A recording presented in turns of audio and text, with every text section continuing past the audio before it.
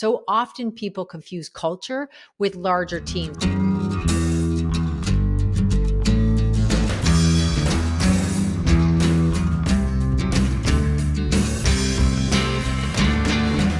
Carl J. Cox here, host of $4 Million Strategies. We are so excited to have you on today. In this episode, we have Kris Ward, who is a productivity guru, and she is CEO of Win the Hour, Win the Day.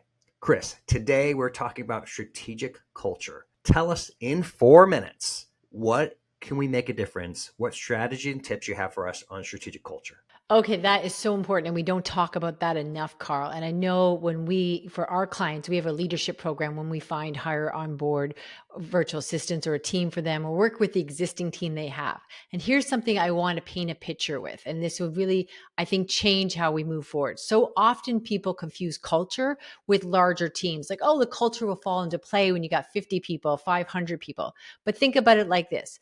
Carl, if you were on an ocean liner and there's like 500 people there and all of a sudden something happens to the ship, you're on vacation, like, oh my gosh, okay, I got to find the people that are action takers, that, the people that make things happen. And there might be 100 of them. Great. Now, if you are with two other people in a canoe and we hit a bump or there's a hole in the boat or something, you want to make sure that those other two people are high performance, let's get this done, let's get out of here kind of people. So it's so much more important to be looking right from day one that, first of all, that team you have of 2 or 3 people will not fall into an amazing superpower team of 50. It just won't happen. But more importantly, I always say a team is a philosophy, not a number. So you can have a team of 1.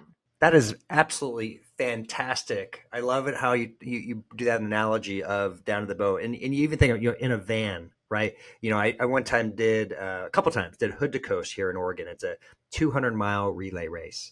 And I tell you what, who are the 6 people in your van is the difference between success and not success.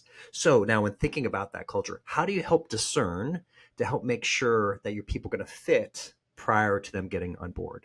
Yeah, that is incredibly important. Hiring is a whole thing on its own. It's not something you run out and do once you're busy. It's like, oh, we need somebody, and we just do that. So we have a 12-point hiring process with a 90% retention rate. But a big part of our PASS formula is personality. First off, we always hire personality over skill set. You can train somebody, but you can't train a personality. So that's really the first indicator. And then we have right from day one, from hour one, actually before they start, they enter our leadership program. So it's really about teaching them how to talk, how to voice their ideas, and how to set up an environment where we're constantly stimulating and sort of sussing that out of anyone we work with. Being a leader doesn't mean you make people do what you want. It means empowering everybody else around you to be the leaders. I absolutely loved how you finished that. I think that it's an absolute fantastic tip of you can help establish the culture and strategy for organization, but you have to show them how. And it comes down to how you communicate, what your strategic tactics are. And that is our bell, by the way, for 4 minutes. So, Kris, thanks for crushing our 4-minute strategy podcast on strategic culture. Thank you.